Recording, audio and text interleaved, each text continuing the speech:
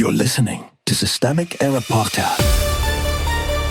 The failure was designed. What happened? Todd Blanche's former colleague disgusted by his transformation, based on an article by Benito L. Kelty. Todd Blanche is not transforming, he is serving power.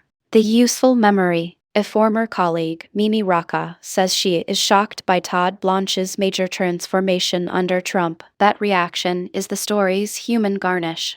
The real story is simpler. Blanche is heading into a Senate Judiciary Committee confirmation hearing on July 15 to become Attorney General, after already spending his time in Trump's orbit visiting Ghislaine Maxwell in prison, defending Trump's interests, and helping execute a purge-style legal agenda.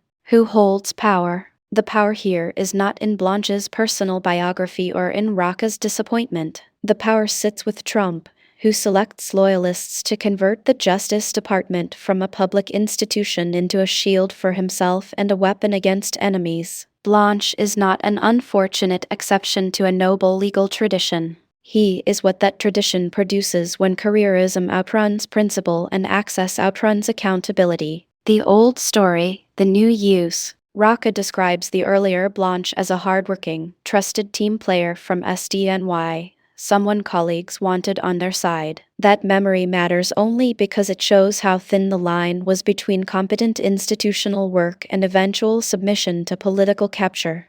A man who once supported new prosecutors now allegedly behaves like a criminal defense lawyer for Maxwell, is comfortable with lying, helps move career prosecutors out as if they were criminals, and plays a role in deals and dismissals that serve Trump's private legal needs. The misdirection.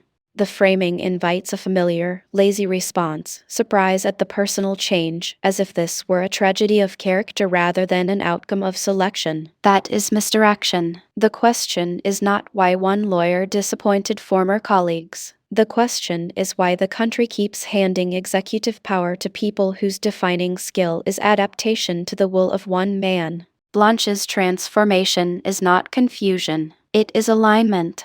What the story reveals. This is the recurring pattern of Trump-era governance, professional expertise kept on a leash, institutional norms treated as optional, and law recast as a loyalty test. Blanche's ascent shows how authoritarian politics works in practice. It does not always arrive in jackboots. Sometimes it arrives in a suit, with a resume, and with enough old references to make the corruption look like continuity. The real verdict. Rocah's disgust is understandable. But the deeper indictment lands on the system that rewards this kind of obedience and calls it seriousness. When the Justice Department becomes an instrument for protecting one political actor, the corruption is not merely personal. It is structural, and it keeps repeating because the people with the power to stop it keep treating each episode as an individual disappointment instead of a regime function. You've been listening to Systemic Error. Thanks to Raw Story for today's article, with the automated voice of Amy. Thanks for listening.